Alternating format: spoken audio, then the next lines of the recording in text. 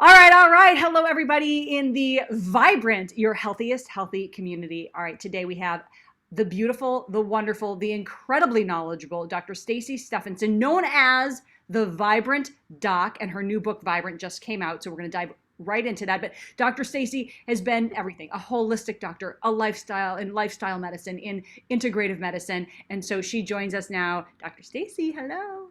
Hello, happy to see everybody. And now we're recording, which is fabulous. We're recording this. Good thing, Yes. right? Good thing. I So don't like tech either. everybody who's here live, go ahead. Questions in the comments. If you're watching in the recording, add those later on.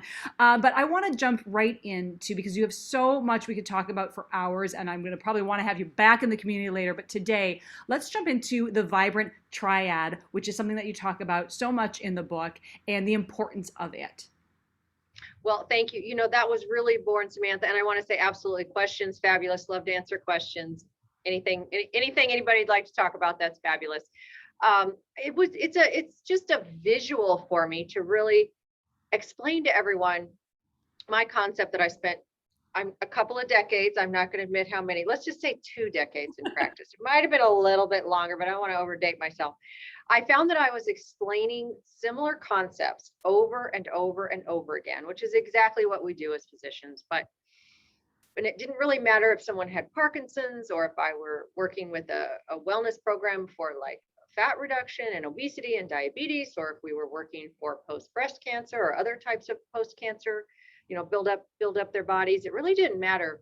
Many of the principles are quite similar. Now, every single individual, of course, is unique, and their treatment plan is intended to be unique by docs that work in my field. But the truth is, I wanted to bottle everything up. And I thought, we're so obsessed with diet. No offense, we are. We're very obsessed with fitness and exercise. There's a lot going on in that world, and there are a lot of extremes. Mm-hmm. And I really felt the piece that, candidly, I ended up speaking about a lot in my clinics was the relationship and connection piece. So that was how the Vibrant Triad was born. The combination of what you put in your mouth, right? How you move your body, and your connections and relationship really create the sum total of the expression of your health experience. And that's the Vibrant Triad, the 3 pieces. So when it comes to the Vibrant Triad, right? The Vibrant Triad is so important. And what would you say? So the top tips for each, if you had one top tip for the Vibrant Triad for each of the points of the triad, what would they be? Everybody wants the magic bullet, first of all. So I'll give you one for each. But I also want to say to everybody that the extreme diets are really becoming more and more significant. And I want my global message, I would say, is to relax a little bit. Remember that your health plan and your health journey, and I'll give you a tip in each of the triad pieces, has to work for your lifetime. So you need a forever plan, not something that's just going to work for 6 or 8 weeks. And I know you know this, Samantha, because I see what you share with all of your viewers. But take a little pressure off. I'd love for you to share with your viewers, for everybody just to relax a little bit. My overarching piece is consistency and motivation. But for example, diet. We all want to know the magic bullet diet. There really isn't a magic bullet, except I would say there's a healthfulness in the middle. The modified Mediterranean diet really has shown in research to be the most solid diet of human beings that is sustainable. So one fabulous tip, if you just want to know about that diet piece, candidly, I would remove gluten. I really would. I would encourage people to work with their gluten-free diets. And I know no one likes it. And everybody's been asking me about this one. They don't like the dairy-free. And I'm sorry as I can be. And you say sugar-free too. You say sugar-free too, and I'm sorry. Sugar. But there's a why. And it doesn't mean those substances are the devil. The why is because of the inflammatory pathways, particularly with dairy. And inflammation is something you will talk about. We are fighting every single day. Mm-hmm. Gluten's a little bit of a different story because of the trigger with autoimmunity and some other triggers that occur that we could go on for shows and shows and shows. But approach it reasonably would be also my tip. I do find when people have to really just, stop everything. I'm going to go gluten-free diet, mm-hmm. dairy-free. I'm going to go caffeine-free. I'm going to go alcohol-free. You're not going to achieve it overnight. You can achieve it, right? 100%. Right. But you need a lot of coaching. And I found that over and over. So I don't want anybody to feel badly that they can't just achieve these perfect diets overnight. You can't. But I do like one diet tip that's come up a lot in our interviews. I would encourage everybody to start shopping for their healthful dietary choices. One other piece that I learned a lot in practice over the years was we tend to be very emotionally and culturally connected to our foods, right? Yes. And when you give someone a new lifestyle diet, let's say you're going to go dairy free this week. That's going to be your first step. Well, I find that a lot of times people will go to the store and they'll still buy their dairy favorites, and there's like a comfort with it. Mm-hmm. And then they'll get their dairy substitutes or their other things, you give them their shopping list and they'll buy all that and they end up buying both. Don't do that. It sort of Like, defeats the purpose. it kind of defeats the purpose. It also costs more money. Right. And if it's there, you have the temptation. So when Yes. you're staring in the fridge and you're, and even if let's even go desserts. We'll pretend we're going to have desserts, right? And that's something obviously has sugar. So let's say you're looking at your dairy-free ice cream, Right. you're looking at your full fat, nice, big, Right. chocolate chunk. Maybe I'm projecting here, right? And so, right, or if it's the cheeses, right, the dairy-free cheese versus the Right. full. So if you have it there, it's going to be a temptation. You're going to just use a little bit, and then Right. Don't even buy it. Don't Right. have it on your counters. The studies show that if you leave food out on your counters, whether it's healthful food or non-healthful food, whether it's on your diet or not on your diet, whatever it is, you will consume 400 to 600 more calories per day by merely leaving food out all over your kitchen. And it's a comic. You'll see it and eat it. Eat it. And they've studied it. So I've given you about 4 food tips, but a lot of the food tips are about being fairly practical and absolutely following your anti-inflammatory diet or your modified Mediterranean or whatever is going to work for you. But the practical implementation of it really speaks to how much you achieve. So clean out your pantries, clean out your kitchens, get rid of the stuff that you don't want to eat. Get rid of it, let it go. That's one tip for the diet. Fitness is all about moderation. And I'm sure you share this with your viewers as well. Many times people are wanting fitness information when they're doing nothing. It's not that common that you have the fitness nuts like you, Samantha, in my office, right? You're awesome, right? You're always doing it. Most people are struggling, meaning they're exercising not at all, Mm-hmm. or they're exercising and not achieving, and they're wondering why they're not achieving. Or, then there's kind of the group that's sort of like, I love to exercise, but I don't really know what to do. Mm-hmm. When we look at it statistically, though, most of us simply aren't moving really at all throughout our day. That's true sedentary lifestyle. And how do you get back on that horse? So number 1 is just get back on that horse. You're 15 to 20 minutes per day. It sounds so simple. Don't worry about a fancy program. I think we're very stuck in what do we join? What do we do? What gym? What equipment? Forget it. I mean, you can do that. Right. You can do that later, right? But just get started with moving and move from your 15 minutes to your 30 minutes. And it could be on the treadmill. It could be walking. It could be in nature. It could be the yoga. I know you love your yoga. And remember, you don't have to be a yogini to have yoga be very effective. Yeah. So again, I think just this piece of getting going with movement and fitness and not judging specifically that you have to choose a perfect program, because your motivation will build. Mm-hmm. And okay, I've been doing that 30 minutes every single day. Now what else can I add? Well, maybe I can add 2 classes a week. So giving yourself the permission to be consistent. And relationship. Ooh, connection and relationship. Wow, where do we start? That's a deep dive. Where do we start? That is a very, very deep dive. But what I really was trying to say there is connection and relationship can help as much as they can hurt. And you can be doing your perfect diet and your fabulous fitness, and you can be a disaster really in the psycho-emotional field. And be aware of that not having healthful connection and relationship in your life literally can make you sick, from chronic sickness to acute sickness. So we're coming out of a tough year with illness. I think we're often using the word immune system really is just code word for COVID. Mhm. What the word we really want to use is resiliency, and we want our bodies to be extremely resilient. But in connection and relationship, just remember that it's critical to your health. And probably the one that affects you the most are your intimate relationships. Those that are closest to you candidly affect your health more than any others because you can't walk away. Right, So right. yeah, if this is the year that you wanted to, work in relationship coaching with your spouse or partner, this was the year to do it, I think, for one thing. But boy, we should do 4 shows on connection and relationship. What do you think? It's true. No, and the mental health part and the relationship part is so important. We see whether it's the studies of the blue zones, right?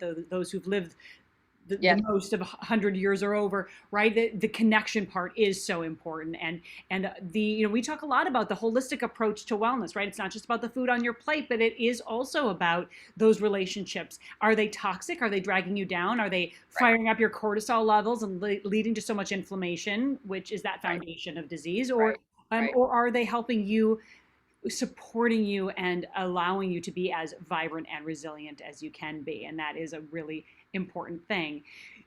So, all right. So, someone says, well, let's stay on that topic for a second. If someone says, okay, well, great, I can't not hang out with my mom or my sister, my brother, or I can't, I'm Right. not ready for a divorce. That's not really where I want to go. But my significant other isn't really helping to work on this relationship. What are your, and I know you're not a psychologist, but this is an No, important element of study that you have also done in terms of those connections. What tips do you have that's in that respect? that's true. Remember, you only can control yourself, right? You can control what you do. And that's a big part of the book is remember what you put in your mouth is only up to you. How you experience those connections and relationships in reality is up to you. One of my favorite books is Beyond Boundaries and Boundaries. You probably know the Boundaries series. Read it, implement it. That stuff's not for, exactly in my book, but that's one of the ones that I love. I love also the 5 love languages. I don't know if you've shared that one with your viewers and My private listeners. clients, my private coaching clients, we do the 5 language love I love language it. quizzes and everything. Yeah, those are great. Yep, you have to do the quizzes. You have Yeah. to do the quizzes because if you think you recognize yourself, you probably don't. But you make a very good point. And to that end, what I would say to you is if you really can't change the surroundings, change yourself. How's a way that you can work on changing yourself? Meditation, for one, of course. We talked a little bit in exercise about getting into nature, and that this all creates a better resiliency for your health to where maybe you, like you said, you can't change your marriage right now, or you can't change your friendships right now, Mhm. but you can work on your capability of managing them from that internal voice perspective. It's called the internal locus of control. In other words, I am in control of these, Mhm. and or I need to sort of detox after these engagements. And a lot of us are in that sort of situation. Exercise is an elixir, quite candidly, for helping with what you just asked about. If you really can't manage some of your external surroundings, I'm sure you know the studies show that that release of endorphins and those happy hormones and the dopamine will help you feel better in those relational and connection situations that might be toxic. So it unfortunately it just always comes back to really doing what you can do within yourself every day. And I like what you also said, which is really important, right? We are in control of ourselves. It's one of the few things that we can Yeah, do, right? We can control this motion. We can right, control this motion. right. And by meditation and breathing work, we can control what's happening up here to a certain extent. So let's talk a little bit about the hand to mouth, because you like the Mediterranean diet, but you have your vibrant spin on it, which really Yes, is eliminating gluten, sugar, and dairy, which most people go, ah, what do you say? I No. know. So I know.